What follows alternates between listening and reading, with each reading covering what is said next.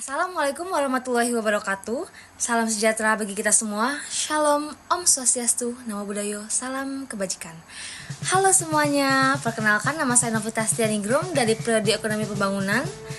Pada video kali ini, aku akan menjelaskan pelajaran dari sejarah Pancasila bagi generasi muda dengan topik utama yaitu perkembangan Pancasila dalam konteks sejarah dari masa ke masa.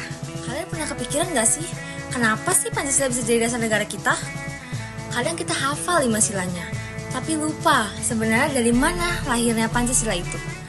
Pancasila mengalami perjalanan sejarah yang panjang banget, mulai dari sidang BPUPK, Piagam Jakarta, sampai akhirnya disahkan dalam Undang-Undang Dasar 1945. Dan ternyata sejak awal kemerdekaan sampai zaman reformasi, Pancasila itu terus mengalami perkembangan. Nah, salah satu yang menarik menurut saya adalah pada masa Orde Baru. Pada waktu itu, pemerintah menegaskan lagi bahwa Pancasila harus jadi asas tunggal. Tujuannya bagus, supaya bangsa ini tetap bersatu dan stabil setelah masa politik yang sempat kacau. Semua aspek kehidupan diarahkan berdasarkan nilai-nilai Pancasila. Dari sekolah, organisasi, sampai pemerintahan. Tapi sayangnya, di lapangan tidak sesuai. Nilai-nilai seperti keadilan sosial dan kerakyatan kadang cuma jadi slogan aja. Ekonomi memang tumbuh, tapi nggak semua orang merasakan hasilnya. Ada kesenjangan antara yang kaya dan yang miskin, antara kota dan desa.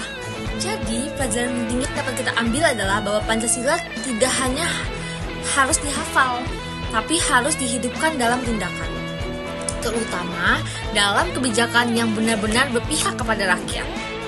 Sebagai mahasiswa ekonomi pembangunan, saya merasa nilai-nilai itu sangat super relevan buat kita sekarang. Kita hidup di era digital dan globalisasi. Semuanya serba cepat, serba modern. Tapi kalau pembangunan cuma fokus pada pertumbuhan ekonomi tanpa memikirkan pemerataan, ya sama saja kita mengulang kesalahan di masa lalu. Jadi untuk mengakhiri video ini, semangat keadilan sosial dan gotong royong dari Pancasila harus kita terapkan lagi. Pancasila bukan hanya sekedar warisan, tetapi pedoman hidup yang harus terus kita jaga. Yuk, mari kita buktikan bahwa generasi muda merupakan wajah baru Pancasila di zaman sekarang. Terima kasih. Wassalamualaikum warahmatullahi wabarakatuh.